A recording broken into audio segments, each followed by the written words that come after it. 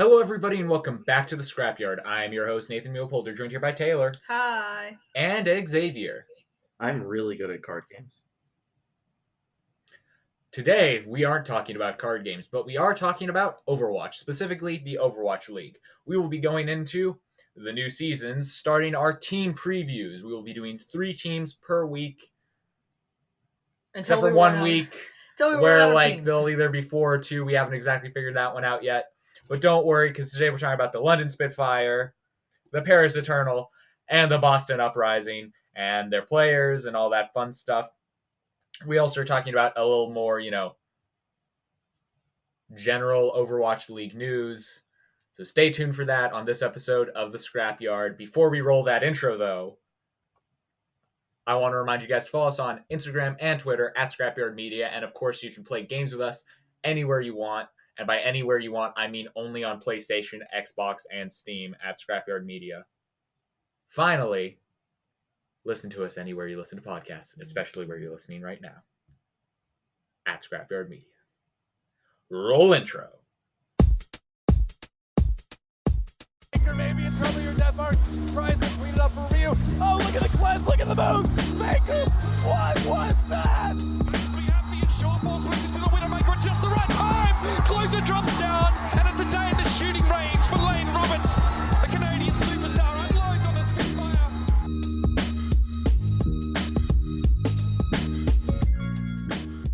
So starting off, we got big news. Rascal has signed with the Philadelphia Fusion. Take it away, Xavier. Yeah, Halo tweeted yesterday that Rascal is heading to the Philadelphia Fusion. There is no official announcement, but he said it was because they had trouble getting EQO a visa, and so EQO is an integral part of that team, especially because that DPS line right now is Carpe, EQO, and Shockwave. Carpe and Shockwave kind of have the same hero pools, but like Shockwave's like a disgusting echo. But EQO fills in all the other roles, like the Genji, the Mei, like all that type of stuff. So they need Rascal. Yeah, they need Rascal because Rascal does all those other things that EQO does. So it only makes sense. Yeah, and since Ivy left, you need somebody to fill that role. If EQO is not going to be around, I mean, might as well pick up Rascal. And honestly, I prefer that anyway. I think I say this a lot, but I think depth is super important in the league. I think you want to have players that have different styles and play, even if they play similar heroes, they play differently. And I think that's what was cool last year about the Philadelphia Fusion when they had Ivy and EQO. Ivy played all the time, but there was that time, I think it was the June Jamboree, where EQO got playing time because of the Genji meta. And he was really, really good in his role. And I think they might not have had that happen if they didn't have EQO on the team. And I think as we see this season, a lot of teams are going to get drowned because they don't have a versatile roster. And Rascal's the most versatile player in the league. So I think he's a good stopgap. And hopefully EQO can get his visa fast. So then they can have a nice four-player DPS lineup there. Because right now their team's depth, like we'll talk about it when we do the team preview, but right now the depth that they had last year in the tank and DPS position is completely gone. So they're going to be a lot more of a one-note team, and I wonder how that's going to hurt them. Yeah, I definitely I can see that. But for all we know, good for Rascal. Like it sucks to see him leave, but at least he's going to Philadelphia Fusion instead of stabbing us in the back and going to the LA Gladiators or something. Yeah. Also, it sucks that just he wasn't signed in the first place. Like he's better than that really fucking sucks. He's better than a lot of people that were already signed. So it's just it's baffling to me that Rascal didn't get signed earlier. But Philly kind of doesn't matter today. Yeah, we're talking about not them. We're talking about London Spitfire, and then we're talking about Paris, and then we're talking about Boston. But first things first, it's a bit stupid not to talk about the British first, isn't it? London Spitfire. Last season they had a 6-15 record. And then they just performed at the Steel Series Invitational, which is why we're talking about all these teams, because we just got to see them play, which is nice. So on the team, we have Blase, Hybrid, Shax, Sparker, Hottie. I don't know. I'm not even gonna try, and that's too many. I'm pretty sure it's Moifig. Moifig. Okay, Yeah, Moifig. Moifig. Okay. I was like, sound it out. Sound it out. I couldn't remember if they. Man, he has too much Leet Haxor in his name for Tay. Yeah, I start seeing numbers, and I'm like math. And then they have Ripa and Kellex. Yeah. Yeah. So right now, Sparker is underaged, but like he'll play when he. I think he turns 18 in May, so he'll be out for like the first month. But most of this team is from British Hurricane. So Hybrid, Sparker, Hottie, Moifig, Ripa, and Kellex are all from British Hurricane. And then the new additions are Shax and Blase. But British Hurricane is one of the most dominant contender teams ever. I think the way that people talked about like Runaway, British Hurricane has that type of potential because they are legitimately a great team. So they didn't lose at all last year in contenders play. I think they lost one game at the Gauntlet. I don't remember which game it was, but they lost like a game, but pretty much like undefeated all year. Dominated EU contenders. And when the London Spitfire dropped their entire team in the offseason, it seemed like a natural fit that they would just bring up their contenders team, British Hurricane. So they did, and they added some veteran talent, Blase and Shax, who have been in the league for a while, to kind of round out their roster. And I think this is interesting because what's really cool about this team is unlike Paris, who we'll talk about, or Vancouver, or I think like even Toronto, this is a team that already has pre-existing synergy with each other. They've played with each other. They know how things work, and you're really just integrating Blase and Shax into the fold. Yeah, well, it's similar to when Vancouver Titans first joined. Like that was a contenders team that just signed with the league, and that team up until Shock said we're not fuck around and find out to them basically. Until that point, the Titans was just a very polished, solid team that started all together, and then they did get to end out the series together, I guess. Yeah, and they were so far ahead of everybody because they had that teamwork. Like they were just being thrown into the league, but they were already a team, and we saw that with London, where you could tell that they're a team. You could tell that they've played together. You could tell that they have strategies that the Gladiators just weren't able to develop in time. And in the end of the day, the Gladiators just have individual talent, really, just to spark any team if they feel like it. But London... First one of the new year. Let's hear it for individual talent. But what London lacks in terms of that talent, they make up for by being a really good team. And that's going to take them pretty far because I would wager a lot of teams in the Overwatch League right now don't have the level of teamwork and trust that I assume the British Hurricane London Spitfire lads have.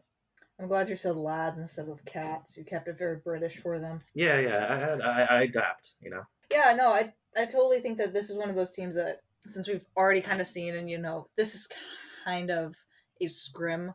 They're not completely polished, but they are definitely a team that I think we need to keep an eye on when it comes to the normal series, because I think they are going to have that advantage. Very similar to how the Shock had the advantage of being just a very close team. And like the players that they did integrate never came into the game very much until they were well seasoned, if that makes sense. And so some players had, I think, a particularly good day at the tournament. 5 maps it's not a lot, but I feel like it's enough to really start analyzing like what this team's strength is going to be going into the season. And the first thing I really look at is like Ripa, because his Mora was insane. He had ult on cooldown, and and he wasn't dying a lot, and you could tell, you don't have to like look super intricately. Like you can feel when somebody's really good at something. And I think Ripa, his Moira was top level, and I like that. And Kellex, he's fine. Like he does what he's supposed to do. If you have two fine supports that just do what they're supposed to do, and you can get, like, all right, like Moira's particularly good in this meta, and we know Ripa's really good Moira, I think that really helps your team because you already have a support line that works together, and even their tank line, Hadi is stupid aggressive, I found, but I really like the aggression, and it's the same thing. Like Moifig, he's just vibing, like he's just kind of letting Well, things again, if you have come like an to aggressive him. tank, it's not bad. We've seen that can be beneficial with bumper and stuff. So like it can, and super is even pretty aggressive at times. So it does work out to have one that's kind of aggressive and then one that's kind of more relaxed, because it works the same with supports. There's always the aggressive support and then the more like laid back support. That's just how it goes. Every Lucio is different when you watch them in the replay viewer. So I think it's very similar. Like it's okay that they have an aggressive tank, because who knows, by the time they get into the season, who knows if you need to be an aggressive tank or not, depending on the meta. And there were a couple Like- things that like I didn't like kind of watching their game. One, I felt like I noticed a lot with, especially with the gladiators, sort of when things got real tense on a Temple of Anubis and then the last map. There were a lot of like weird moments where I felt like they were holding on to ults too long and maybe second guessing, and the gladiators really just made decisive decisions, and that hurt London. And obviously, they're still getting used to each other as well. So I'm sure these decisions are going to become quicker and more, like their play is going to be more efficient once the season starts. But that's one thing that I think they really need to work on, is just kind of letting shit fly. Because like decisive that's plays what are that's what you need to do against the best teams. You just need to let it fly, and you might catch them. That's the one thing I kind of noticed watching them, and even watching like Boston or watching Paris. Like I think these mid-tier teams need to be more assertive with their gameplay, and that's going to help them. I think that's going to help them succeed more. Yeah, again, like I said, it's kind of just a scrim at this point with these kind of games. So it can just be taken as like, hey, let's rewatch this, let's learn from this. And I think that London can really take that last map on Temple of Anubis and rewatch it and like learn from their mistakes, which is something that we've seen some of the top tier like Shock do, where they just are like, this is where we messed up with this team on this map, let's fix this. And I think they can I said a bunch of times last year, Shock doesn't make the same mistake twice, and this is why. They always they make mistakes, but they learn from them. And I think that's really important. Me and Xavier have a running joke whenever we play any game: you either win or you learn. And I think right now London just needs to learn a little bit, and they can really bring it back last time. Like, learn to be more decisive, not wait for that like massive whole team shatter. If you can catch one of the supports in the shatter, like that type of stuff. I'm only using Reinhardt as an example because I main Rhine. Yeah, it's the only thing you know. It's the only thing I know. It's all I have. It's all he got. Don't take him from me. I definitely think that this is a team that will do well learning from their mistakes, and I hope to see them thrive. Go on, Xavier. I was going to say the homie that, I mean, obviously I think just has the possibility of carrying this team is Shax. His tracer is better than a lot of people's tracers. And the stuff he was doing in this game, like, just didn't make sense. He has, I think he was the worst DPS on the Valiant last year. But I say that with the context that all three DPS players on the Valiant were like incredible. And Shax proved that he has that same quality that KSP has, where when things get bad, he can just figure out how to win. And he's a real like carry type of DPS player. And I like that Shax is going to get, especially because Sparker is not 18 yet. I like that Shax is just going to get all the opportunity that he can get. Yeah, he's going to be able to come out and shine, and like that's not what he got on the Valiant. Just like there was plenty of teams where we have said like this person has the potential. I guess we could call it the Boston effect, where you see them on Boston, you're like they're really good on this team, like they're really good, but like they can't do anything because this team is really really bad. And then they go to like another team, and you're like, wow, look at them shine. Like now you can actually see their true potential, and I think that's what Shax is going through right now. Like he's gonna have that moment in the sun to actually like shine and show his talent and let his like gameplay skills come through. Yeah, because he was sharing a lot of playing time, and that DPS line was so stacked that there wasn't really a bad option. It was just like, all right, who do we want to kind of throw in today, or who works best with these comps? But now it's the situation where like he's the dude in that DPS line. I don't think Blase is the dude. I think he's a good dude, but like it seems to me like Shax is the center of that DPS line for now, and I think that's a good place to be because he does have one thing that he is better than almost everybody at, and that is his tracer. And if you have somebody that's just that good at tracer, it can take you far. If you have a player that's top in the league at something, you can play around that and make it work. In London, I don't think they're going to be scared to run compositions that are in favor of their team's like strengths. I think sometimes teams do just baffling things where they'll have a player that's really good at something. They just won't let them kind of like eat, right? And they'll just be locked on like May Jail or Sombra duty, but they're not a good Sombra. They don't give them the opportunity to be like, they basically say like, you're going to be this one hero. You're going to come in and be our one specialist on this hero, and they've never ever been a specialist on that one hero. I see what you mean. And a lot of teams weren't running Ash Tracer last year like as much compared to the Shock. But the Shock ran Ash Tracer because Ons was a ridiculous Ash and Striker's the best Tracer in the league. That's what you got to do. The Gladiators, for sure. The Gladiators in this game were losing, and then they just said, we're just going to run Bird Ring on McCree. And they just started winning. And I think at a certain point, the refined meta that everybody's playing is one thing, and you do have to respect that and, be good at it.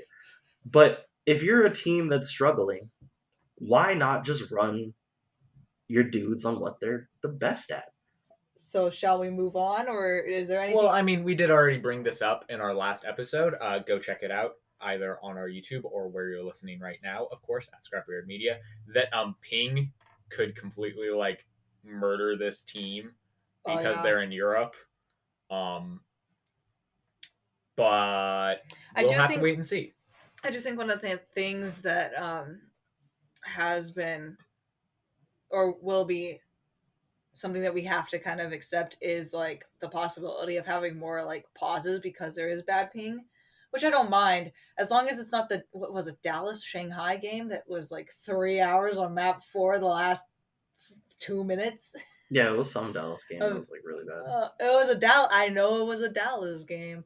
But God, I mean, I don't actually expect it to be that big of a problem. No, but I'm just saying, as long as I'm not, I didn't even realize that I had been watching the stream and they were sitting in that pause screen for so long until I went back and rewatched the game a little while ago, and I was like, wow, that was a really long pause. Yes, it'd be like that sometimes. But anyways, I think that's kind of the last thing to talk about for London, unless you have anything else to add, Xavier. Oh no, they're I guess. So last season, obviously 6-15. How many wins do you think they get this year? Because so here are just the games that they're playing in like the first like 2 months, right? So the first 2 months, I think this is kind of tough. So they play the Gladiators, then Houston, then Boston, then Toronto. So that's for like the May tournament, right? Then they play the Mayhem, Reign, Dallas, and Houston. And that kind of rounds out their first 2 months. Then I think it gets kind of ridiculous where, all right, so they play Paris, then they play the Shock, the Reign again, then the Justice, and then they close the season with Toronto, Dallas, Paris, and Vancouver. And actually, after reading all that out, their schedule isn't that hard. Like I think they could totally like whoop on like Houston, the Reign, and like Paris, and that's like an easy 8 wins right there. I definitely think, yeah, now I'm pretty confident they're going to do better than last year. I'll give them at least 10 wins, for sure. That'll be that's my bare minimum for them, 10 wins. That's what I'm putting it at. I'll go with at least. Like, I don't see them ever losing to Houston just because I have no faith in Houston ever. It's messed up. Didn't they get Jake back? I don't care. Didn't Jake Look, man, we'll talk about back? why I don't believe in Houston when we get to the Houston episode, Okay. but today we're not talking about that. Okay. But yeah, no, I'll give him at least. I'll agree with Nathan. At least 10.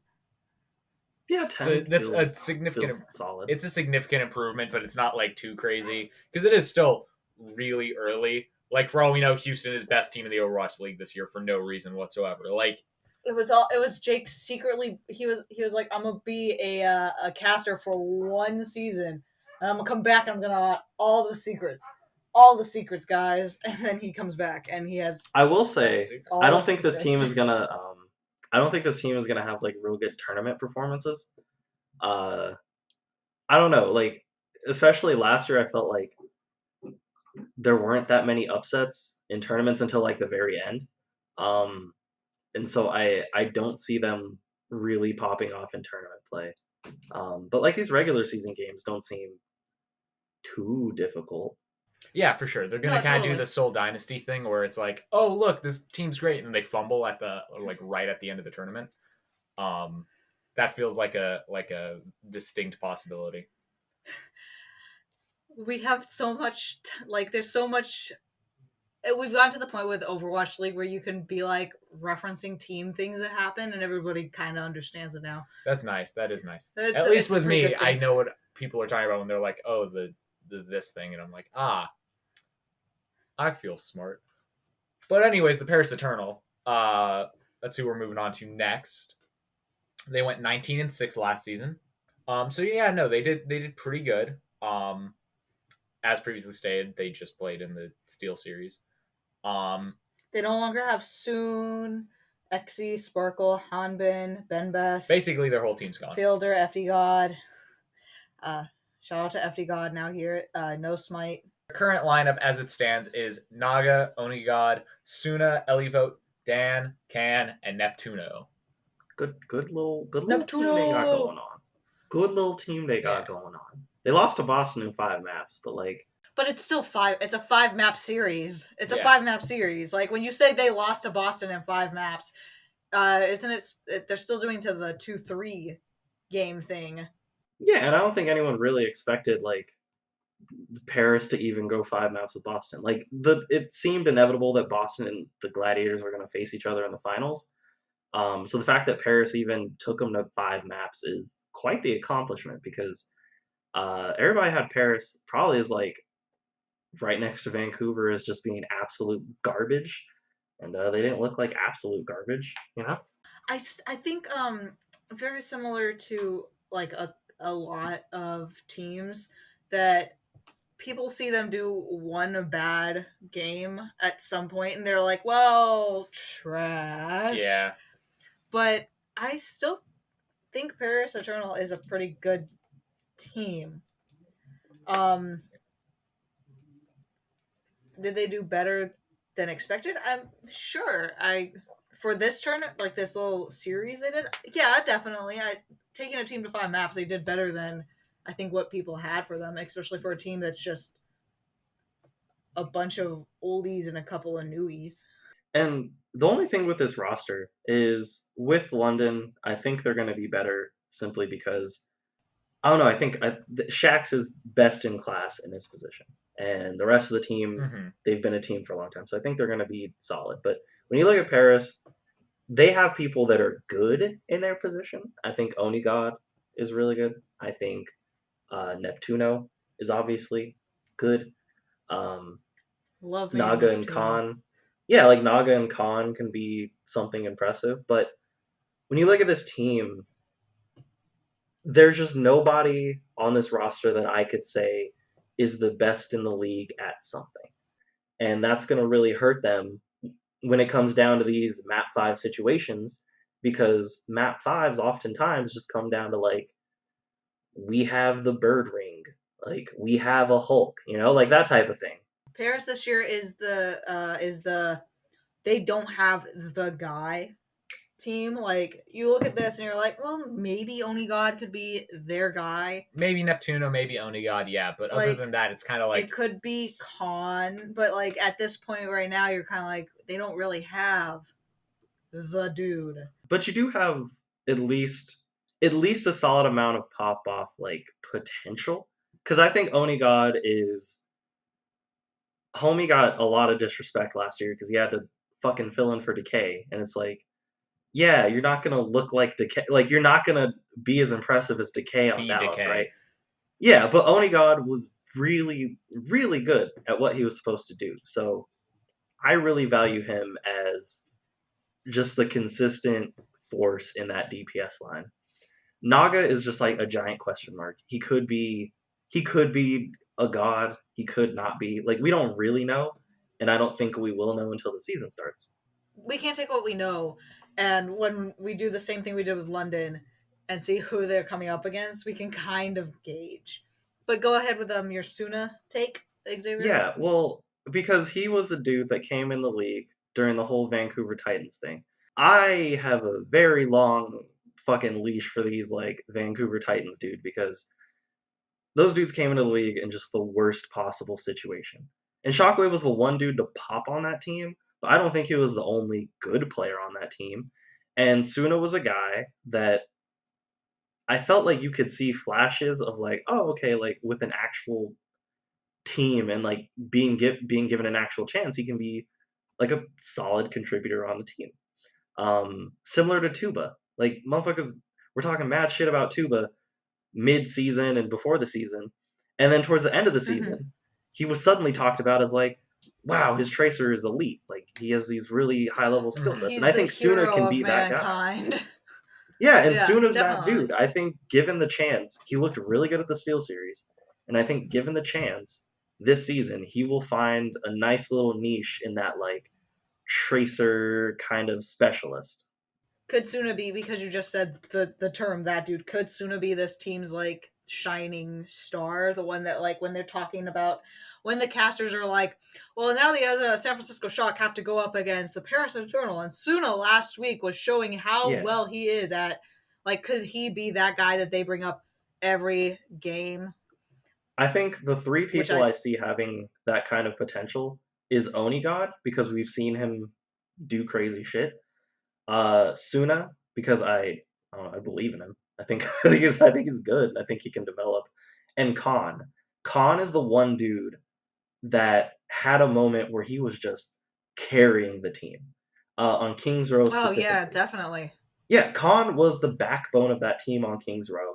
And I think a lot of the game he was the backbone of the team. Now I don't know if his Zen or Ana or Moira or whatever is as good as his Baptiste, but his Baptiste has the potential to be one of the best in the league. So maybe he'll end up having a best-in-class Baptiste, and they have that dude in the support line. And it's not, like, I don't know, man, like, Baptiste can kill things, right? So it's not like your best player is a Mercy specialist, It's like, if your best player is good at Baptiste, like, that helps you a lot more. I do believe in Paris, and I guess we can go into whether or not we think they're going to do better than last season based on their matches. Yeah, so I'll read off their matches. Pretty nice schedule. It's a lot of the same, but I think they have some easy matches more front loaded than maybe London, who has kind of some tough matches early. So they open the season against the Titans on April 23rd. And so they're following games. So they got the Titans, Outlaws, Reign, Mayhem. then Defiant, Justice, Uprising, Gladiators, then Spitfire, Gladiators, Shock, Titans, Fuel, Uprising, Defiant, Spitfire. So I think They the same do thing have with some easy games up front. They really do have some easy games up front. and the thing with London and Paris, and I think Boston too, because they're all like in the same division. But if one of these teams ends up being bad, then you farm 2 easy wins over the course of the season. So let's say Boston ends up being bad. I feel like That's a 2 easy can I wins just- right there. Can I real quick say, I feel like Paris is going to have the same thing where they'll win a couple of games and they'll have the New York from last season where we had, a few games that involved just the East Coast because that was Where everyone was like, man, they're the best team ever. Holy shit. Yeah, where they just hyped them up and then New York didn't play for like several games in a row and everyone was like, yeah, they're good. San Francisco Shock's good, but New York's the best team in the league right now, baby. And we're like, they haven't played in weeks, months now. I feel like Paris has that potential just because they have a bunch of easy matches up front. I was going to say, I think Paris is going to really struggle because like if we're talking about who's going to be that dude, a lot of the teams they're playing have a dude, and I think that's going to be difficult. I think they're going to be competitive. They're not going to be bad. They're not going to get 3-0'd by every team on this list, but it really comes to question when you come up against a team like the Reign, who have Edison, when you come up against a team like the Justice, who have Decay, and then one other team that's like super strong on this is the Outlaws, because they have Happy and Dante. When you come up against these teams and you're in a map 5, who's the dude that steps up? Because those teams know who's the dude that is going to step up. And I think Paris is going to struggle because they just don't have it. Mm-hmm. For sure. That's what I was going to say, is that I think in the absence of that guy and seeing kind of their roster, not their roster, but their games they have to play, I don't know if they're going to do as good as last year with the 19-6. I'd put them a little lower. Again, it's too early to know, though. Mm-hmm. I would say they would stay similar. Like they're going to be on the higher end of games just because they're going to get a lot of early wins against some really bad teams. Oh, that's also true. Maybe I think they might look better than they are at the start. So I think I'm going to be watching them pretty closely throughout the season to see, are they really, I think I might end up for a long time giving the cop-out answer of like, I don't know if I'm ready to make a call on like how they are or not. Might be a little bit before I actually decide if they're like worthwhile or not to place bets on for that. Yeah. I'm thinking they're going to get like 3 wins, but they're going to be the best 3-win team we've seen in the Overwatch League. Like they're not going to be Season 1 mayhem. They're not going to be Washington Justice for the vast majority of Season 2. I genuinely think that they're not going to win a lot of games, 3 or 4 wins, but every single game they're going to be in it. And I feel like that's all you can really ask for. And I think that's all they're asking for. I don't think, Avala and all the Paris Eteranl staff are thinking this is a championship team. They just want to be competitive and find a couple players that you can build off of and grow for next season. Mm-hmm. Oh, yeah, for sure. Okay, so now we're going to move on to the Boston Uprising, who last year went 2-19. Yikes. And before we get into the roster, I'm sure... No, they were not a good 2-win team. They're not a good example of what Xavier is saying. Was it Justice both times? They defeated the Los Angeles So they defeated Houston. Gladiators. So they defeated Houston in week 2 of the season. Then they lost 1, 2, 3, 4, 5, 6, 7, 8, 9, 10 in a row.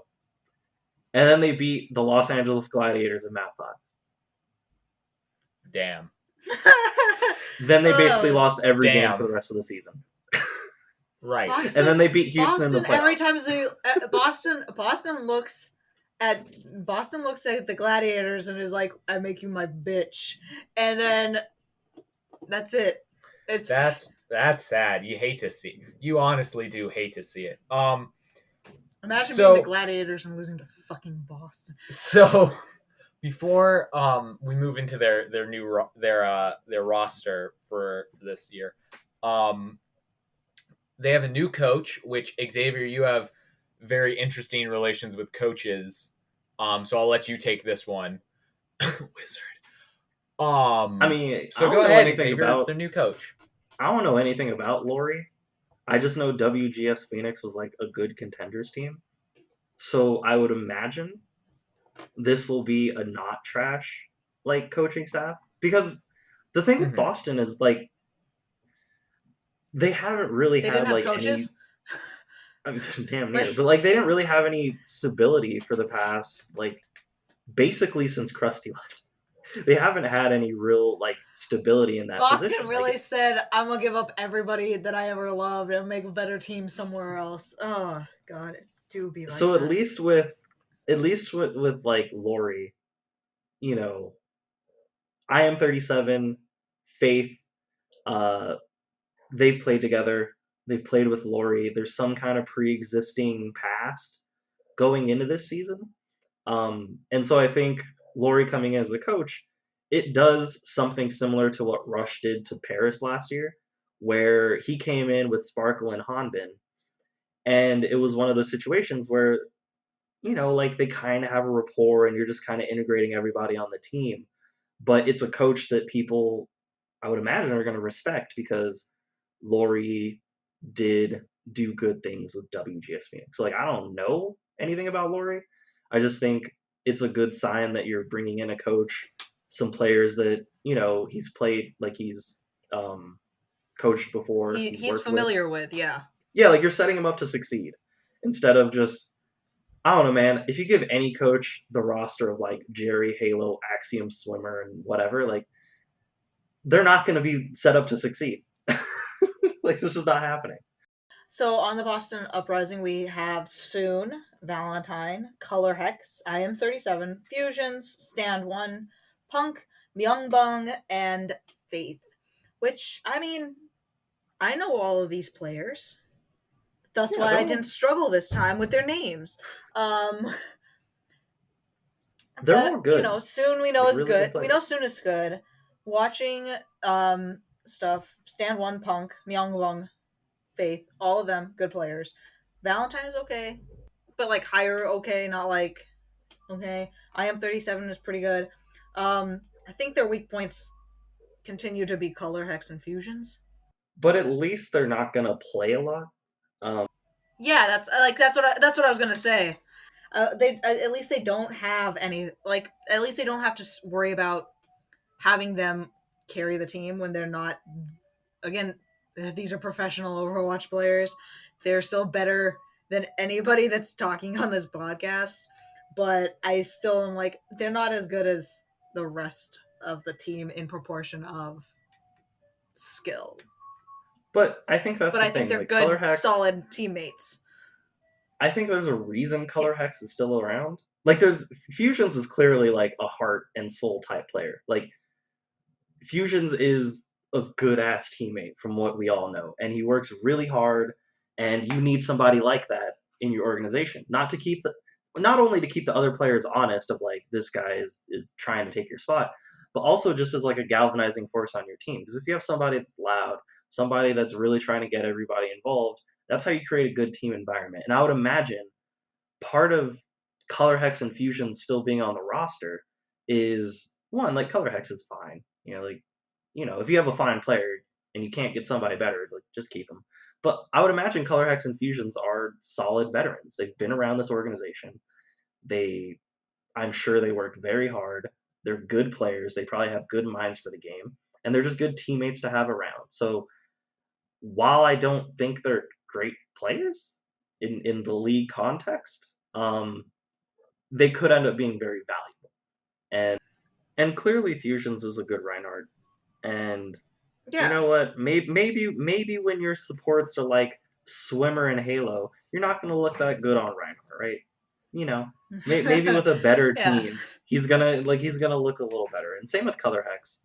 This DPS line is a big question mark for me because Soon is really good, but I Yeah, we think at know this that. point, We know but that. but at this point, like he's best in class on like Tracer and Widow, but outside of that, like he's just like solid. Valentine is like I don't know what this dude is on. He was rocking like a nasty Echo. He was playing Genji into like Baptiste and May. Like he was playing Genji into hard counters and still doing really well. So like this guy is an enigma. But what he's good at, he's really good at. Color Hex, he came in to play McCree, so I think he's like the McCree specialist type dude.